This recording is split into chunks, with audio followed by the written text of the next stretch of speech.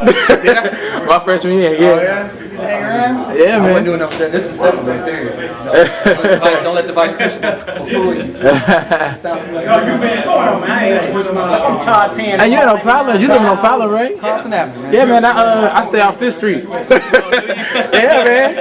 Yeah. I've been trying, cause like I was like sending out the emails while trying to get the fundraisers going in like the community center. St. Charles, Sunday Arena and stuff, man. Yeah, just let me know if we still gonna do something like that. Yeah, man. Cause we're trying to ease this burden for the nationals. You know what I'm saying? Are you active in St. Louis? Appreciate you, bro. Get off, Joe. I know. I'm trying to record with you. Hey, how you doing? Happy anniversary. Thank you. Congratulations on your baby. Thank you. You making those millions yet? Still in school. Don't forget, you gonna give me some. Yeah, I know. I did tell you that for your child. That's right. Yeah, but I'm still in school right now. You take care of me. This is Rashida. She's gonna save the world. She's gonna save the world. That's what's up. The cheapest thing on campus is do. So how much is a game now? It's $2.50, $2.50 for a game. We used to play 33 cents for a game. Remember that corner we had? Corner was right over. Yeah, we came to Union. We had that little corner inside the play cards. Yeah. Stuff. Major and Bid Whips. Major and Bid Whips. Yeah, I had to look up there because they went from up there to the train station. All y'all got was associates then, okay? And do this. You can start granting bachelors and masters out here. I think Ivy's got the cards. Now what time is girls? When I was here, girls had to be in They had to be at 9 o'clock. Oh yeah. 9 p.m. What were the And they had visiting boys, days? daughters, women's and men's separate. Oh, that was. That was a good thing. Wednesday at 9:30. Because 10:01, Weekend. 10:01, they couldn't get in. Remember? 9:01, because 10:01 up. But 9:01, they couldn't get back in. So if they missed these, they had to be there. What days do y'all have for visitation? Yeah, I can tell you, when I was here back in the 70s, but in 78, you know, like Wednesdays was you can visit the girls' dorm on Wednesdays. That's right. That's right. And if you could go into the rooms, but you have to have one foot on the floor. That's right. That's Yeah, right. you could. Yeah, and the woman would walk by. Yeah, you had one foot on the floor. You like playing pool. You did not raise. If you raise that foot over the doorway, came by, man. Yeah, and then like you said, and the men's dorm was on the other side of the highway. Yeah. And then that was a Thursday. You know, only 2 nights a week. They allowed. Men and female going Well, separate. They thought that was. They got separate. all the men on one side of the campus. Right, all the women on one side of the campus. That was still back in the 80s. So they were still there back when I graduated there. In 1974, the Tonight Show host used to make a joke about Central Bush University, which was the third most conservative school in the country behind West Point and Naval Academy. Was President still there? Lovinger was president. Warren and Dean Chalk. Yeah, Chalk was here when I was here too. Chalk was that's the bad president. Right. When that time chocolate came in the room, who was that? And they turned out the lights on. And Cole cocked him when he walked. They knocked him out. So that was 1963. It was the anniversary, second anniversary of Panty Raid. Panty Raid originally occurred in 1962 and it made national news. So the night of the anniversary was a bunch of us between Foster Knox, Hudson, and Oxford, some fellows from New Jersey. After burning fire, embracing health, and drinking Blue Sky. That's what people drink back then. So one of the fellows said, let's have a panty raid. Let's have a panty raid. Pretty soon, the men's dormitories, and we got no place to go. Women can't come out. So pretty soon, there's a couple thousand folks out there. Yeah. And we all the women's dorm, the closest dorm was Yale. Yeah. So we all in the middle of the street. Oh yeah. And a brother named Keith Brown, All-American. Keith's about 6'8", big. So we're all going down the street. There's another brother named John Fight who's pushing Keith on. We get to Gator Hall and we see this long line of police and the chief of police. We also had the Dean had no, Chalkers was there too, but President Lovenger was there. And Lovenger took his megaphone and says, "Okay, man, stop. I have all 12 members of the Warrensburg Police Department behind me here. Now let's all go back to our dormitories and act like we got some good sense." Now at this time, gentlemen, Vietnam was in full blast. And they just came out with the S1 student deferments. So Fight says to Keith has his Warrensburg hoodie on, little face, like he stands 6'7".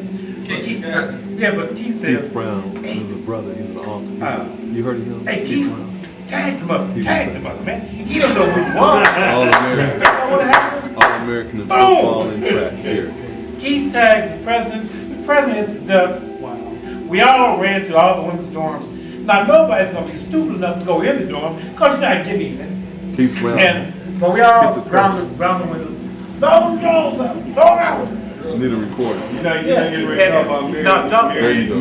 Yeah, we talk about her. Boy, that's not the end of it. Yeah, but look, the Dolphins was with Gail Foster. That's fine. Give her back to the dormitory. And this happened before 10:30, closing up. So he's rushed her to the door. They opened the door for her, let her in, closed the door. The Dolphins immediately, throw the drawers down, throw them down. And there's a chick named Mary Lou, who was tall, wider than she was tall. So everybody started dancing. "Okay, Mary Lou, throw those parachutes down and make everybody happy." And she did. She did. And them suckers, when they hit the air, they went like a parachute. Boom. And they came down. Then the platform ride down 13 Highway. Somebody had Mary Lou's drawers hanging off there, and that sucker was bent all the way back. Bro, do me a favor. Say your name, bro. They trying to capture us. They trying to capture us. Now, one Say your thing name, he Charlie. did at that time was Frank Smith speaking now. he had Dean Chocolate, Dean had to make the announcement. Any man, it's gonna be a bed check in 30 minutes. Cold, man. Any man that's not there is gonna be been involved in this panty raid and will immediately go to war. Nobody wanted to go to war. I scooted back to Foster Knox, got me some pajamas, put some water on it, took some air, have some slime. They checked each room, man. And Dean Hampton looked at me and said, "Have I seen you before?" And I said, "No, sir, not me." Like, Not me no longer. I thought I applied till I see you up there. They kicked 70-some folks out of school the next day and made me turn them in. But to tell you about the beginnings of the chapter, if you really want to know, the chapter began in the mind of Curtis Rogers. We were in Kansas City at that time, pledging Delta Rho. There was a Greek who is no longer with us. George Perry, who is no longer with us. But we pledged Delta Rho with the thought of starting a chapter here in Warrensburg. So, I'll tell you, Delta Rho at that time was known as, Death Row. very affectionately, Death Row Chapter. And it was Death Row Chapter. One thing that happened there, in the summertime in Kansas City, you got schools from all over the country with brothers there. Brothers from Alpha's side, down in Lincoln, brothers from Upsilon, the KU, brothers from everywhere, and they weren't bringing us brothers over right. I mean, if you got made in Delta Row at that time, you were a main member. In that respect, I don't know how many of you know about it, but Gene Jackson was the first president of, look at my side, Rollins? I'm not sure what the chapter. I think it's East Side Roll. Huh? East Side Roll, that's a part of Side. Side Roll? Epsilon Side. Oh, yeah, Epsilon Side, East right. He was the first president there. And the first president at Zeta Alpha at Mizzou was Michael Middleton, who is now vice chancellor down there, in fact. Was a law professor, still is, but also vice chancellor. Now, a whole lot of things we did together with Zeta Gamma and, with Zeta Alpha. But as far as getting the chapter started, it was a very rough road. We came here, had 5 May brothers. Carl Moore, Curtis Rogers, and Carl wasn't here when y'all first got here. Carl came second. Yeah, Carl. Second. 4 y'all. Okay. Yeah, It was okay. actually 5. Because I was there, but I had to back out. And then I had to wait and come back in the fall and play it over again. Because of my job, I was running the railroad. Yeah, well, hey. Yeah, that's what I was with them originally, but I had to back off and wait till the fall. Carl was one of the original brothers. Carl Yeah. didn't come down here until the second semester. He was down here though. He was down here when we got our charter. Yeah. Yeah, when we got a charter, I'm just saying, but the initial, we started, y'all players up. Right. Yeah, Carl came second semester. Carl came after, a little bit after I did. See, we had to fight the administration for a solid for solid 18 months. Danny Jones, Yeah. Dolphus Mooney. Okay, hold on, he don't know shorthand. Oh, okay. When we get to you, I'm helping him out, I know everybody. I'm just having to write down that one when they hit the film. They'll be able to put everybody's name, you know, who's talking. And the brother there, he's hoping he got good sound on there. It's okay. Because he was trying to start to write everything, but brother don't know shorthand. We'll help you, just keep on. Okay, you got Danny Jones, Dolphus Mooney, Okay, now Curtis Rogers. and Frank Smith. Frank Smith, right there, Curtis Rogers. Okay, now correct, Danny, really make that Daniel. Yeah. His name really was Daniel. We all call him Danny. Where's Daniel? His name is Daniel Jones. We need to correct, everybody just call him Danny, so Right. it just kind of crept in as Danny. Right. It should be You want to call him Daniel. It should be Daniel. So, one subtlety I think brothers gotta listen to what they're saying is that there are 5 founders and there are 19 charter members. That's what's important to listen to because they got we couldn't make a chapter until you get 7 members, and so they had 5 founders that came down here, and those 5 made the next 14. But it's more involved than that. Yeah. Hey, all these other brothers, when you get a chance, have them come on in, brother, because this is good stuff for you. When the chapter originally started, the school required 21 members to start, to form what's known as a colony or an interest group. And we did not have 21 members. This chapter should have a letter, which I wrote to Dean Hampton, addressing that issue. Because we had no sponsor, there was no white person on this campus who would sponsor us at that time. Now, what did that mean? That meant that one, we could not use a union, have any function anywhere on campus. We were doing more than making a grade, because there were some social issues too. One of those, the airmen at Whitewood Air Force Base, every Sunday would come and get the women.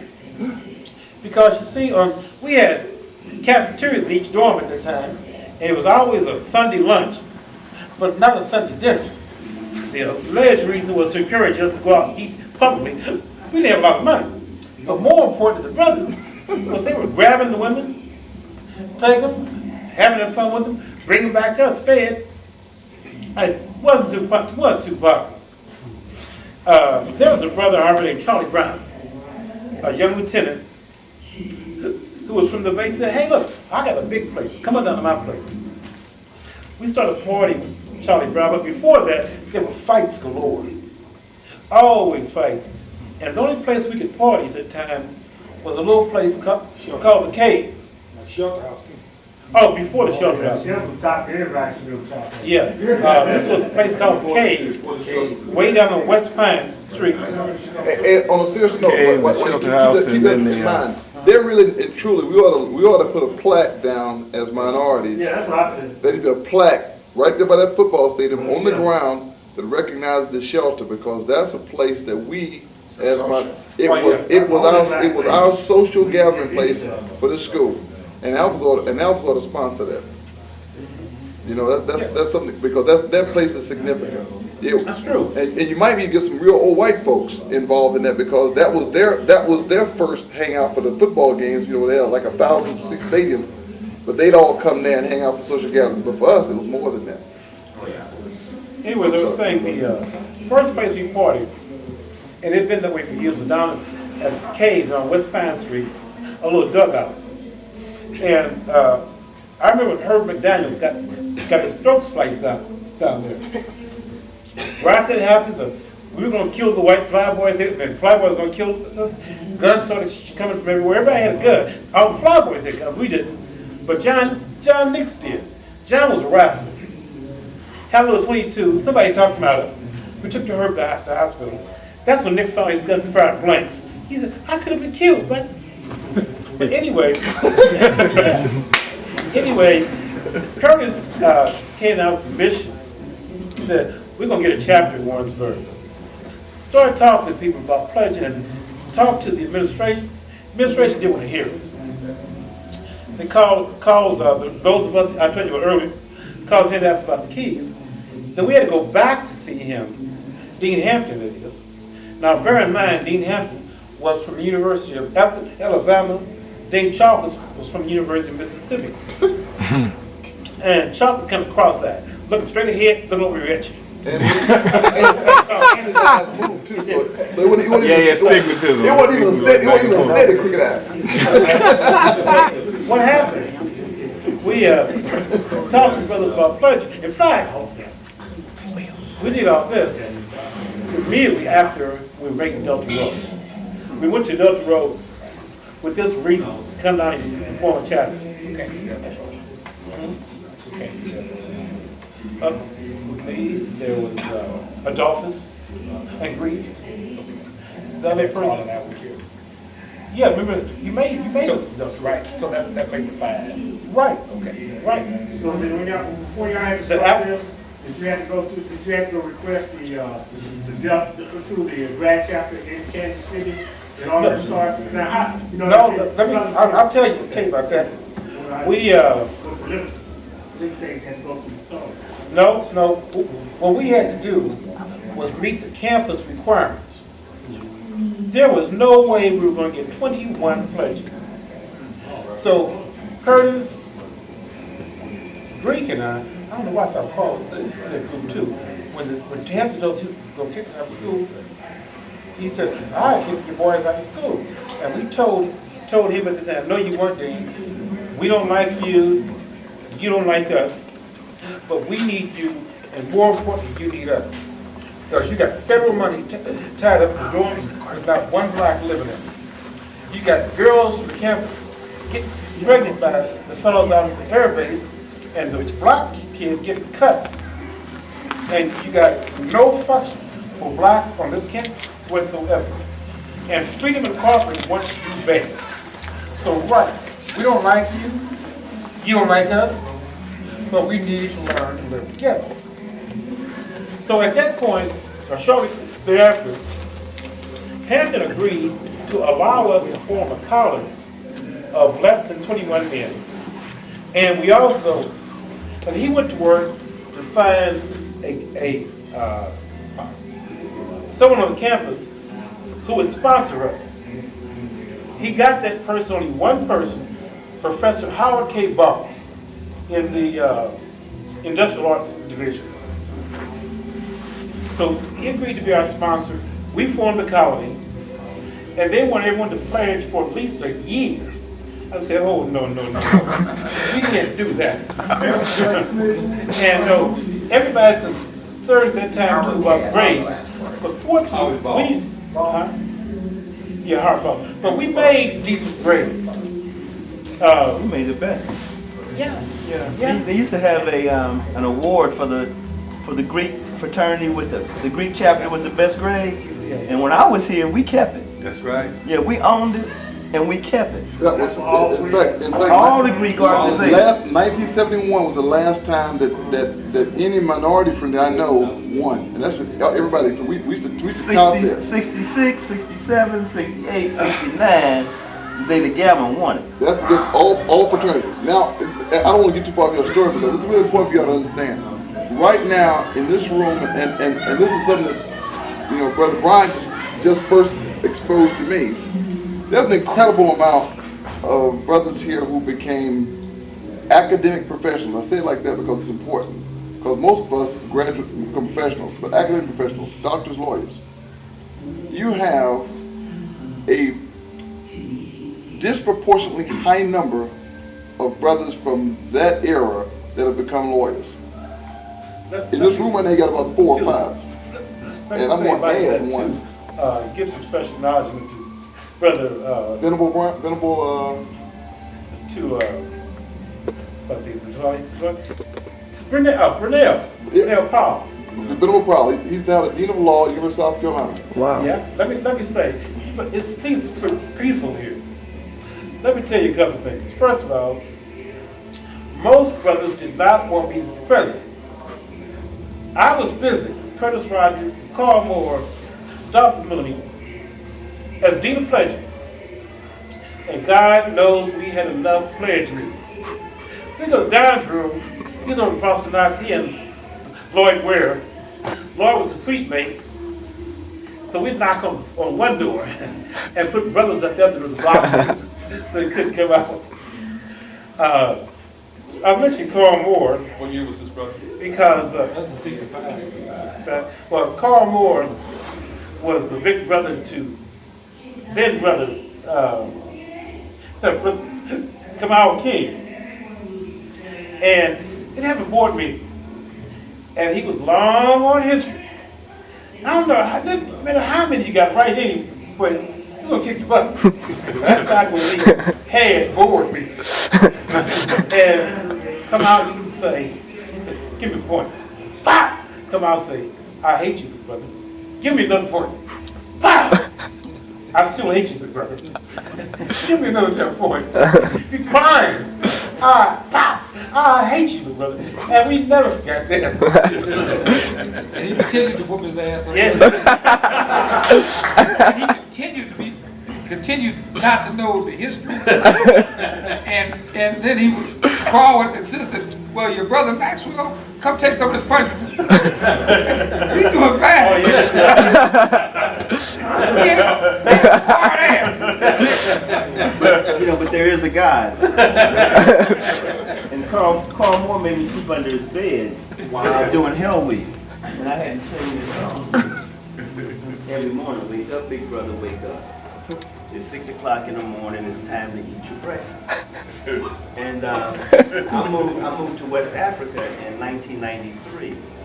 And Carl's daughter knew my son at Howard.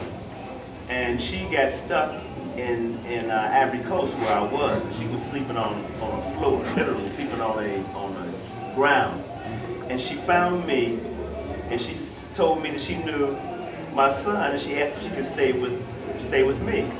And so I said, yeah, you can stay with me. And then we got to talking, and I found out it was Carl Moore's daughter. Wow. So I said, wait a minute. I said, get him on. You Carl Moore's daughter? I said, get him on the phone. So she called her father from West Africa. And he was so glad, because he hadn't heard from her like in about 5 or 6 days. And he was just thinking, oh, Kenny, thank you. Kenny, thank you. I said, man, no problem. You know where she gonna sleep?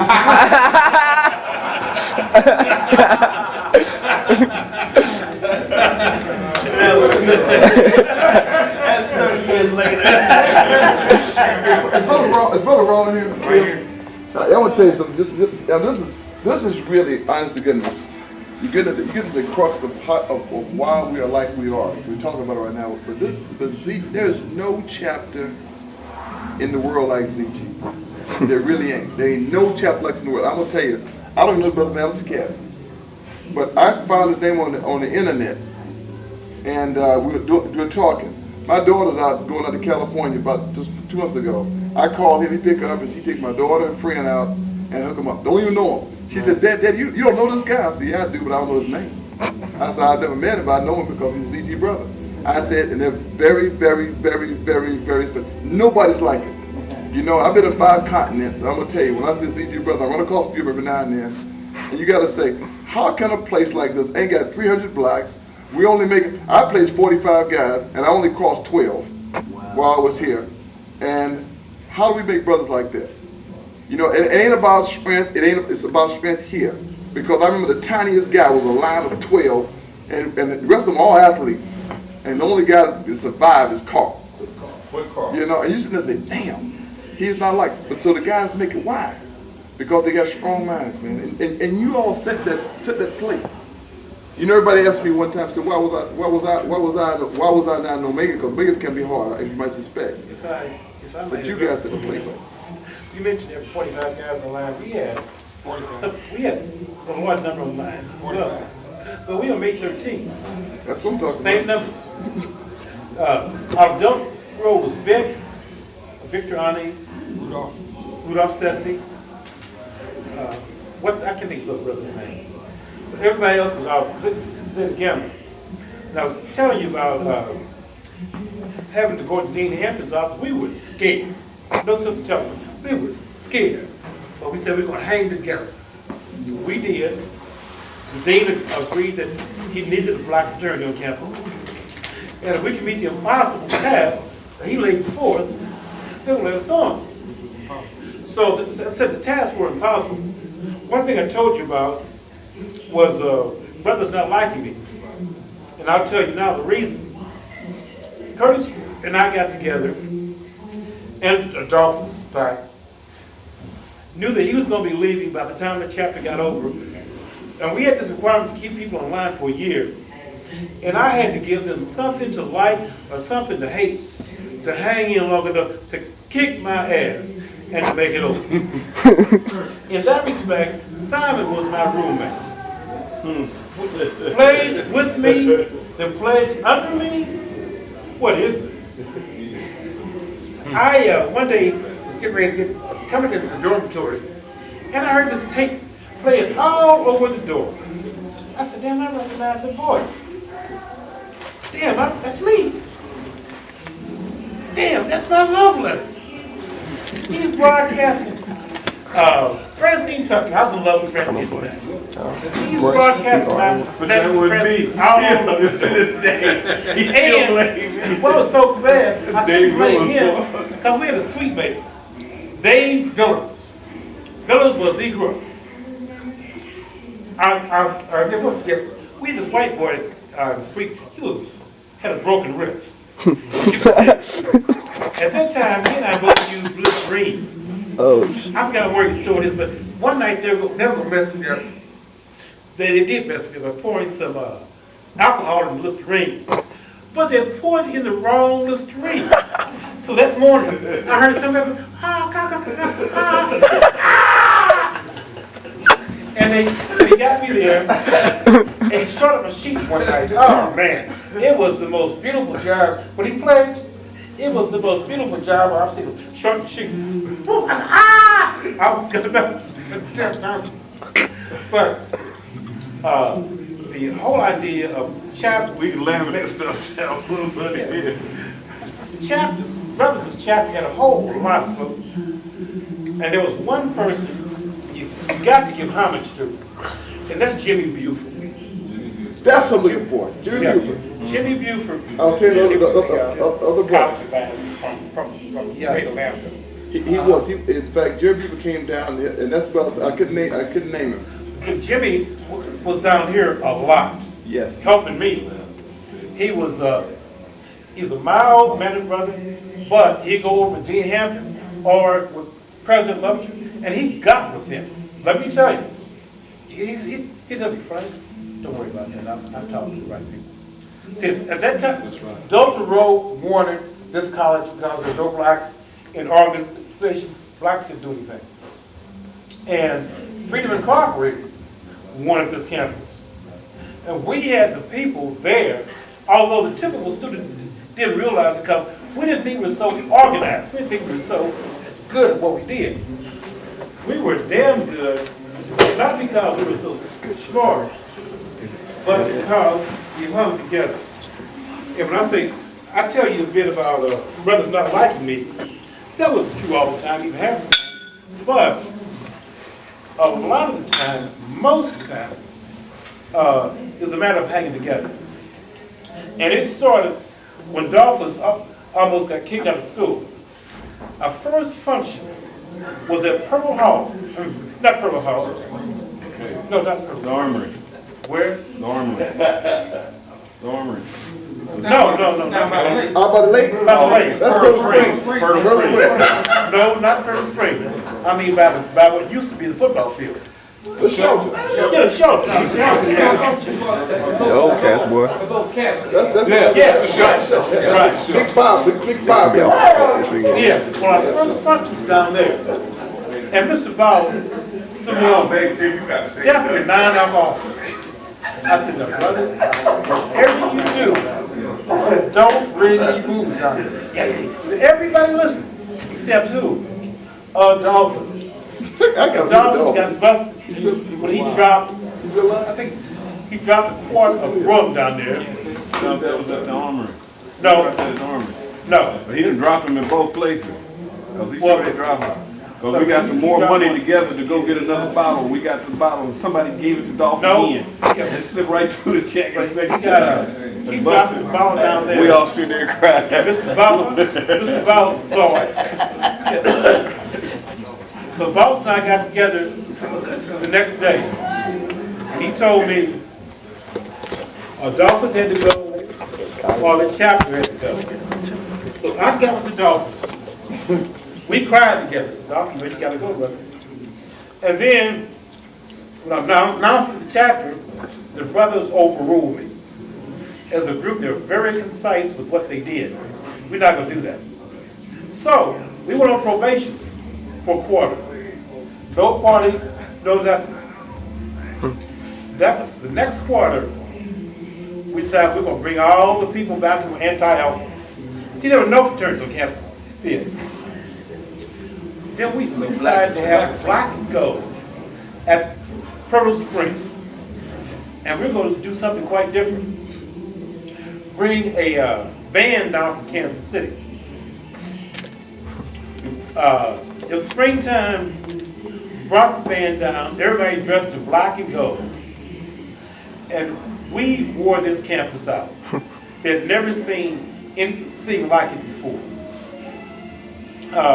I left that following quarter. I left that quarter. That was my last quarter. And we had written a letter to Dean Hampton telling him why they should allow us to bring our chapter on campus. And he wrote a letter back agreeing to it. I'm sorry, I wrote the letter when Boss was here. He did that. Then I left the Friday in good hands. People like Kamal and Centwali and Don and Fred Ridley and well, we made Jersey, New Jersey. What's Roland's last name? Roland Randolph. Yeah. Let me share a point. Let me tell you when I first knew Frank was going to be a lawyer. Now this is probably 40-some years ago.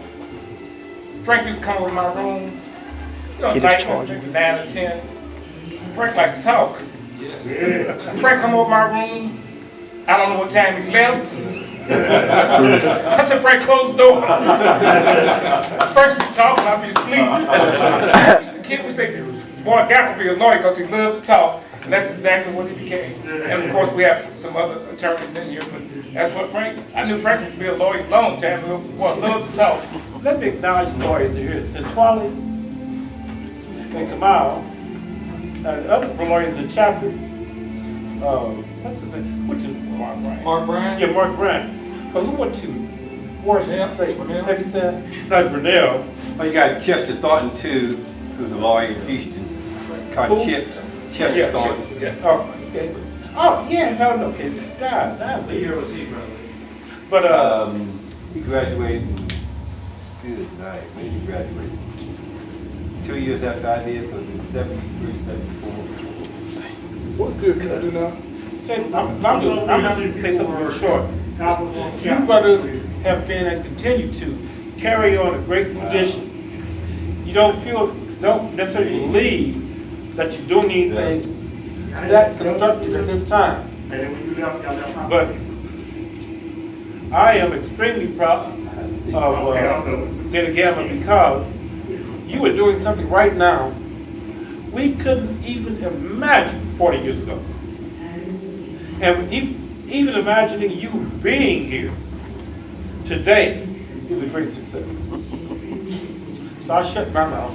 I'd like to just ask this, while we have these brothers here, any memorabilia that we can bring back to the chapter that brothers can use as a way of creating some type of historical archives for the chapter. I know I have a set of jewels that I can donate. I may still have my paddles. I had some real nice paddles. I'd be more glad if I can find them. When Frank and I were talking about the charter, I know I saw the charter, 5, 6 years ago. In the last 10 years, I thought I gave it to Frank. Frank said, well, you know when you get older. I thought I gave it to Frank. Frank said, no, Frank, give it to me. So I said, I'm kind of looking around my garage and see if I can find the charter. I remember seeing it within the last 10 years with my own eyes. So who's going to be the archivist? Who's going to collect the stuff? Where's it going to be kept? One of us is You have a house? We have a chapter room. We have a chapter. Where is that? It's on campus. They locked up over the summer. They changed the combination. Rated, so they keep the combination. Oh, other brothers rotating. are over How many brothers in the chapter now? How many brothers in the chapter now? Okay, but how many do y'all have on the chapter? It's not active. 9 of y'all are active. How many party brothers still on chapter? You mean T-shirt brothers? Okay, yeah. You know what y'all know what we're talking about. Was and boom. Basically, we're talking about somewhere like store all our memorabilia and stuff like that. Y'all call this like break.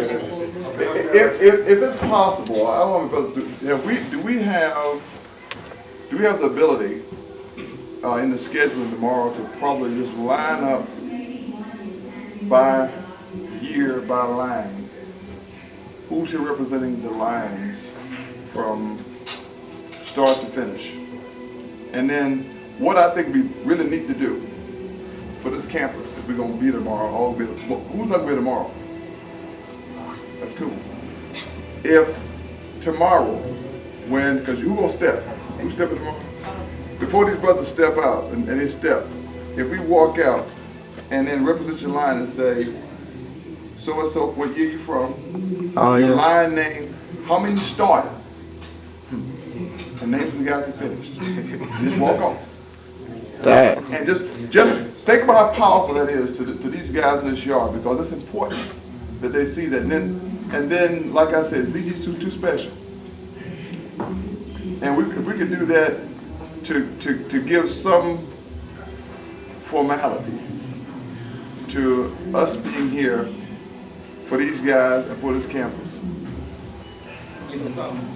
When some of the younger brothers, I made it before some of their parents were born. April 19, 1963. Some of the younger brothers' parents may not have been born in 60. Here's a wild story. I came by because I commissioned the class here from the ROTC Commission last December year ago, I guess it was. This brother here was there talking. His mom was an angel when we were here. And I'm sitting there saying, whoa. it was just by mistake. He called his mom on the phone. And 1974. He came in 74, made the Delta Road, came in 74, joined us. I gotta be very frank with you. He was part of the upswing of ZG. Because we were at a point in time we were starting to get some traction again. Because we were in a recovery period. Because we've been all kicked up by twice. And we found a little traction with the line that was, where's Zach at? Zach here? Zach line was, and my brother was in the line, my older brother was in the line as well. They had 16 brothers and 8 of them crossed. That line was exceptionally popular. They had a good blend of brothers who were academicians, brothers who were athletes, and brothers who were enjoying school. and that line caused an incredible amount of swing. Now, some other things happened too, because we had a van that my brother I bought. In fact, I bought it right for my junior year. It was red and white, and I painted it black and gold. He was named it the Meat Wagon. They thought they were doing us a disservice and telling girls not to come, but that thing stayed packed. We started an angel line where we were having 25 or more girls, and this is important, pledge Alpha Angels. There probably more girls got pined from being Alpha Angels than any other sorority out here. And oh, by the way, we had to stop doing lines in the spring for our angels because we had 76 angels at one time. We were 13 brothers. And look here, and women on this yard would say, quote unquote, I really want to be an angel, but y'all just got too many. And so they go play something else. And be careful now. And I cannot think of any girl in this yard that didn't get a little apple rock. From the brothers. I'm just telling you. And that was sweet. Daryl came in around that time, and Daryl had that little opal he had, little black and opal called the Sphinx. You know, and Daryl has a southern twang, and he was high yellow anyway. And the girl wasn't figuring that out, but he liked it. So Daryl came in, and Daryl was a businessman. So he brought the business of frat and the business of being a student with our collection of brothers. And we went into, oh, by the way, we did in fact win the step contest a couple times. I just want y'all to know that. All right? And so, and oh, by the way, we beat the Q national champions. I was out champion. And so we were kind of on a roll. So some things happened. And again, Daryl was very important in that. He became Association of Black Collegians president. I want you to know that long sleeve neck white Alpha sweater, I gave it to Daryl because it got too small for him. Daryl was my cousin, so I gave it to him. That was his first Alpha sweater. One question here. The Alpha Angels, they started when and when did they end on the campus? We need to document that. Who started it and when did it end? Weren't here when I was here, for sure. It wasn't here when he was here. They didn't start till the late 70s. I ended up breaking though. Right? I ended them in 89. Okay, when did they start and when did they end? Alpha Angels. I ended them in 89. We didn't have no more angels.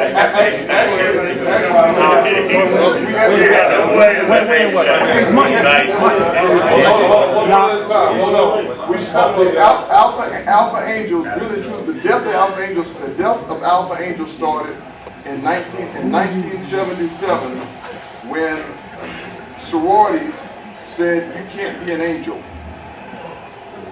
and be in a sorority.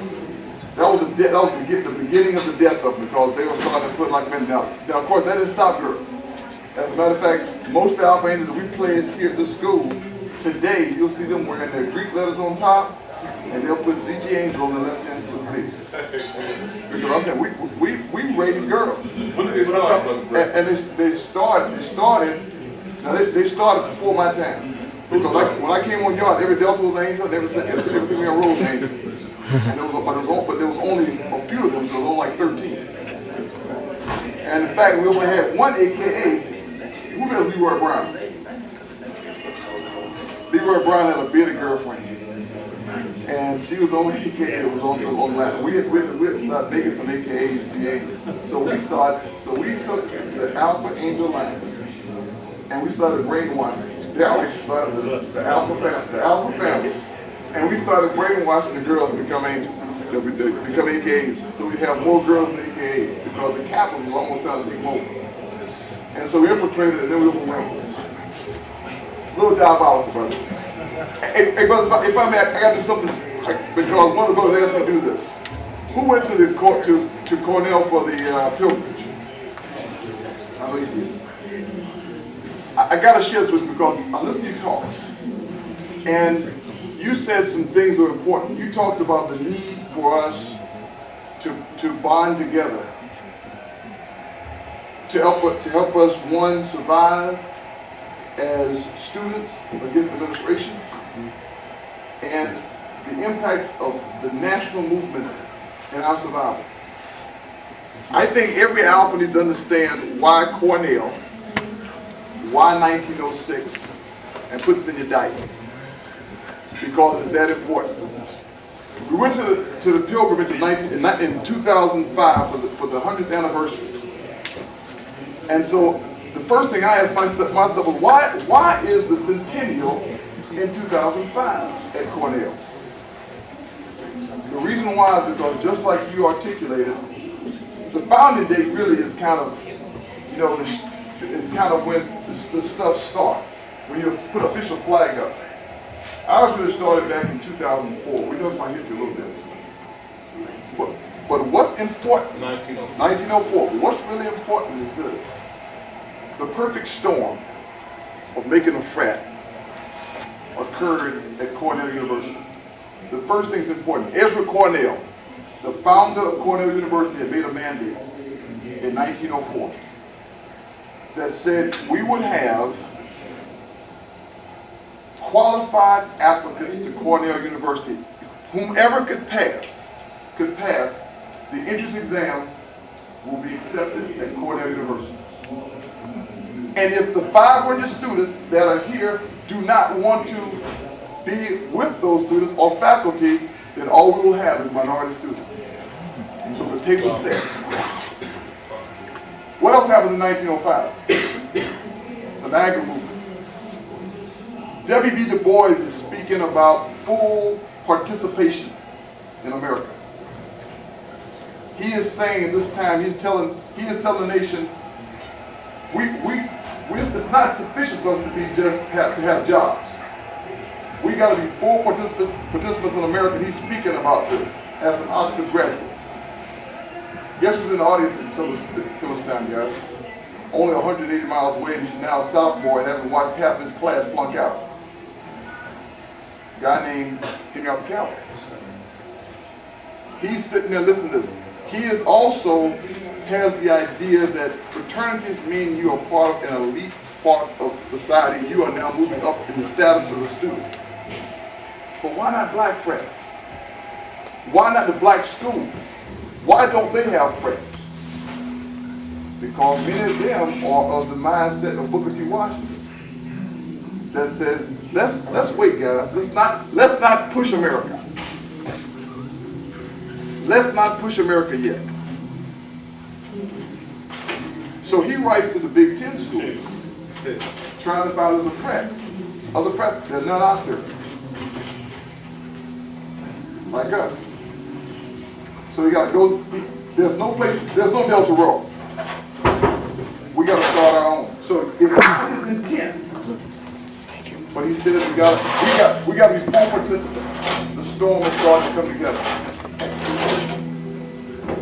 He's watched in 2004 the existence and the ability for minority students to exist at this school is threatened because there is a safety net for white students who have taken the same test, and they'll start and they have tests from last year to review.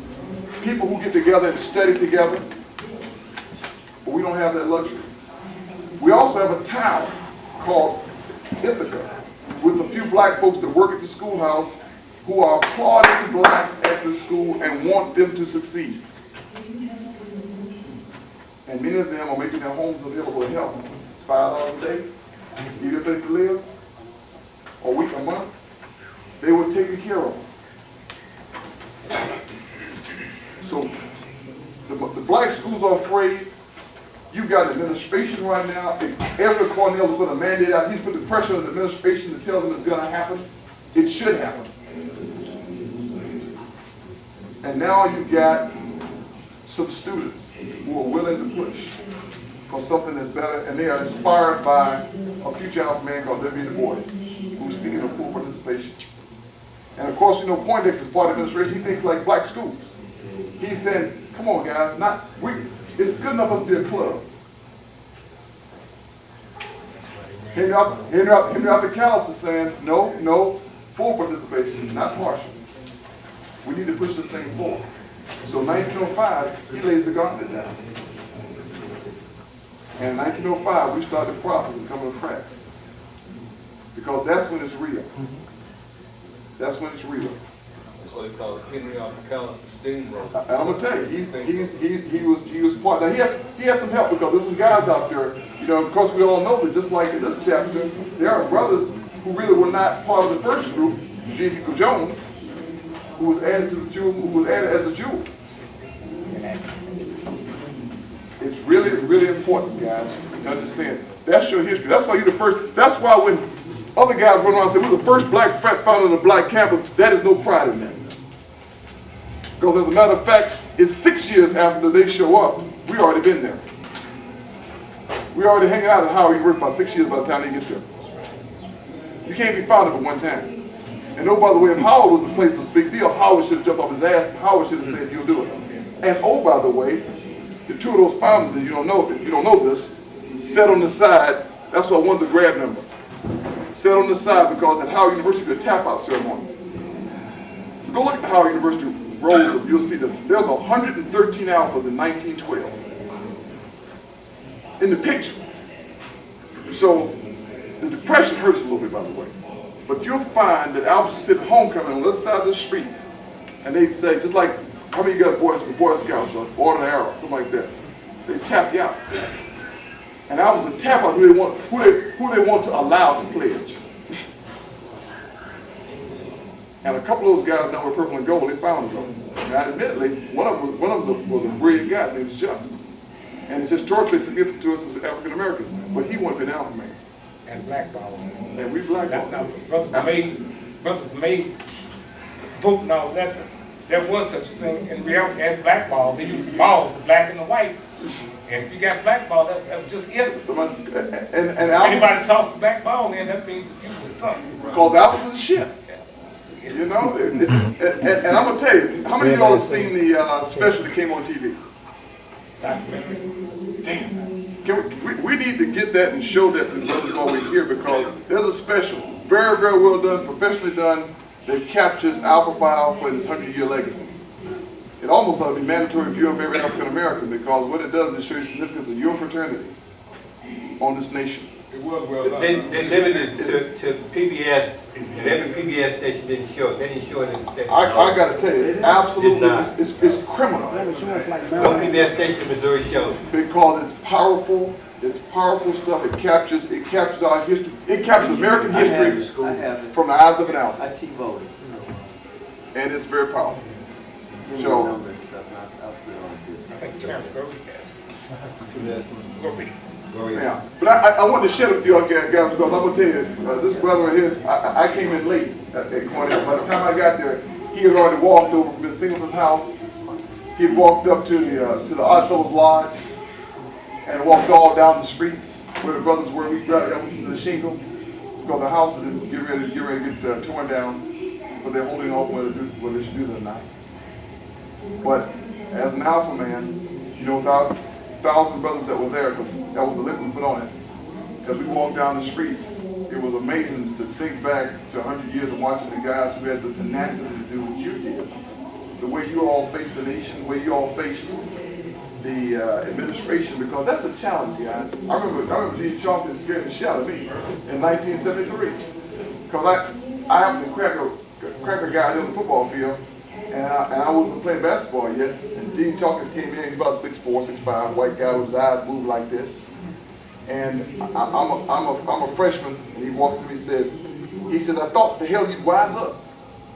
He said, he's like this, I'm sitting right there, he's looking like this, he's looking right at me, I can't figure it out.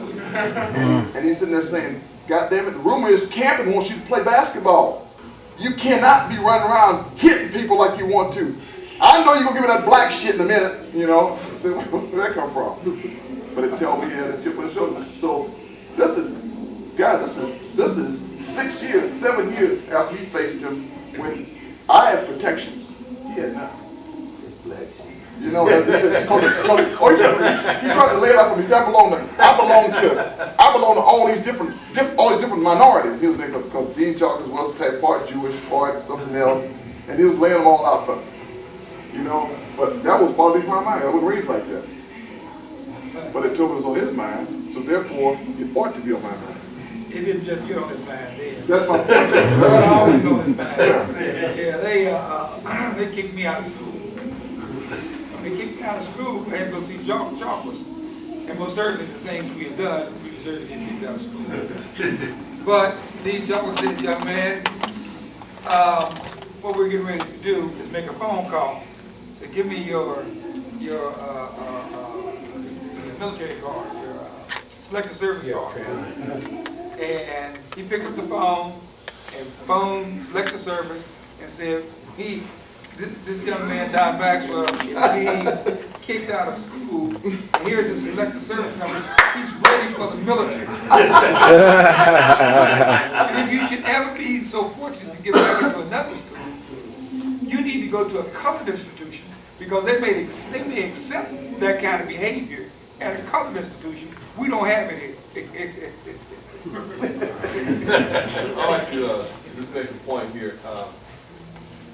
In terms of the membership that's here right now, it would be a good thing if we can go around the room and just briefly have each person state their name, state when they pledged, and state if they held any kind of office like president or whatever, what year they held that office, and that way we can get a historical perspective of what's going on and a way of giving back to those people if we need to for other documentation. Gonna make it easy? Do it numerically, and these brothers, they'll know what they fall in. Okay, let's do it in numerical. In the morning, 1963, 43 years. Any officers? Yeah. I've been state director of Missouri. I've been president of Theta Gamma. Can you give the states to if you don't mind? I was president of Brigham Young in 1980 and 1983. And now I'm following his president. Frank Smith, third. Delta Road, 1965. Zeta Gamma, of course. President Zeta Gamma. Zeta Gamma, and founder.